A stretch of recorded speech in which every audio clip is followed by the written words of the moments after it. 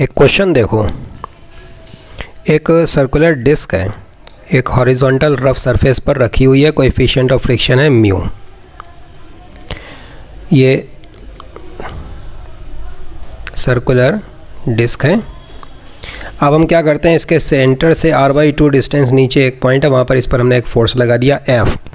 It is given that the disc is not slipping on the horizontal rough surface. तो आपको बताना है इसके सेंटर का एक्सेलरेशन कितना है, वो आपको बताना है। तो देखो इसमें होगा क्या, वीडियो को रोक कर जरा अपने आप ट्राई करना एक बार, उसके बाद सोल्यूशन देखना। तो देखो इसमें क्या होगा, in the absence of any friction.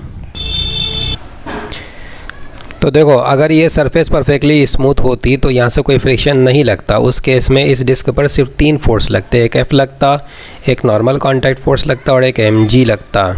ये दोनों फोर्स mg और n ये तो सेंटर ऑफ मास से ही पार हो गए सेंटर से, तो ये टॉर्क जनरेट नहीं करते। F की वजह से एक टॉर्क आता है जिसकी वजह से इसको एंटी क्लॉकवाइज घूमना पड़ता। दूसरी बात, हॉरिजॉन्टली सिर्फ ये एक फोर्स है जिसकी वजह से ट्रांसलेशन भी होगा। तो डिस्क में हॉरिजॉन्टली राइट में ट्रांसलेशन और एंटी क्लॉकवाइज रोटेशन का टेंडेंसी है। जो हॉरिजॉन्टली राइट में ट्रांसलेशन है वो इस कॉन्टैक्ट पॉइंट बॉटम पॉइंट को राइट में चलाएगा, और जो एंटी क्लॉकवाइज रोटेशन है वो भी इसको राइट में चलाना चाहेगा। जब ये दोनों इफेक्ट कंबाइन हो जाएंगे तो ये पॉइंट राइट में तेज़ी से चलना चाहेगा। मतलब कि ये bottom point contact point right में स्लिप होना चाहेगा। इसका मतलब इस पर जब फ्रिक्शन लगेगा तो वो लेफ़्ट में लगेगा। ठीक है, अब देखो हमने अभी तक सिर्फ ये पता किया कि फ्रिक्शन की डायरेक्शन किधर होगी। ये फोर्स लगा, फ्रिक्शन इधर लगेगा, और बाकी एक n लग रहा है और एक mg लग रहा है। हॉरिजॉन्टली राइट में ये लग रहा है, लेफ़्ट में ये लग रहा है। तो इसमें सेंटर में एक एक्सेलरेशन आएगा, कुछ सेंटर में एक्सेलरेशन होगा। और अगर एक्सेलरेशन राइट में है और स्लिपिंग नहीं हो रही है, दैट इज़ गिवन, तो इसका मतलब इसमें क्लॉकवाइज डायरेक्शन में रोटेशन होना चाहिए। ठीक है, और रोटेशन फिर हम प्योर रोलिंग की कंडीशन भी लगाएंगे आगे चल के। तो ये जो इसके सेंटर में एक्सेलरेशन है ये क्या बनेगा, हॉरिजॉन्टली नेट फोर्स अपॉन इसका मास, ये हो गया इसका एक्सेलरेशन। बाकी क्लॉकवाइज चूँकि इसको घूमना है इसलिए क्लॉकवाइज टॉर्क बड़ा होना चाहिए, एंटी क्लॉकवाइज टॉर्क छोटा होना चाहिए।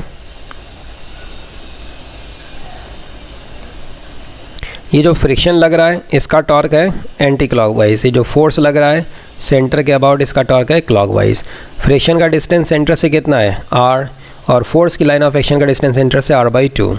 तो फ्रिक्शन का ये टॉर्क हो गया F × r, और F का टॉर्क हो गया, ये हो गया F का टॉर्क। तो ये टॉर्क बड़ा है और ये टॉर्क छोटा है। तो ये हो गया नेट टॉर्क। नेट टॉर्क होना चाहिए I, this is I × alpha. तो इससे अल्फ़ा हमको मिल जाएगा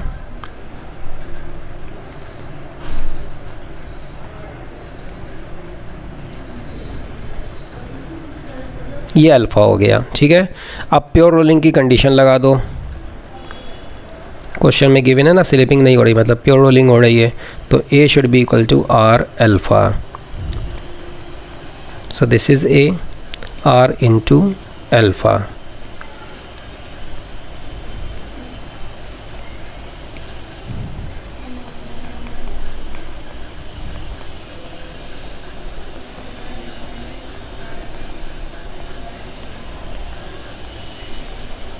तो फ्रिक्शन की वैल्यू कितनी आ गई, 2F/3।